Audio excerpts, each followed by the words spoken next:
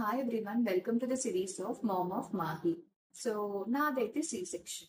అందరూ C section తర్వాత చాలా కష్టం, నార్మల్ డెలివరీలా అయితే అస్సలు కాదు అన్నారు. But I don't believe that. Every delivery has pain and every pregnancy has its own story. So ఒక ప్రెగ్నెంట్ ఉమెన్ బౌన్స్ బ్యాక్ ఎలా అవుతుంది అనేదే మెయిన్ థింగ్. అందరూ ఫిజికల్ స్ట్రెంగ్త్ ఉండాలి, చాలా తినాలి, ఇది తిను అది తిను అని అన్ని చెప్పారు. బట్ నాకు తెలిసి నేను ఫీల్ అయింది అయితే ఫిజికల్ స్ట్రెంగ్త్ కన్నా ఒక న్యూ మామ్ కి కావాల్సింది mental strength. So mental strength అంటే ఏంటి? లగ్జరీ థింగ్స్, ఒక కాస్ట్లీ ఐటమ్స్ ఇవన్నీ కాదు. న్యూ మామ్ కి కావాల్సింది ఏంటంటే ఫస్ట్ థింగ్, తన పుట్టిన బేబీ కన్నా తన వైఫ్ ని ఎక్కువ కేర్ చేసే ఒక హస్బెండ్.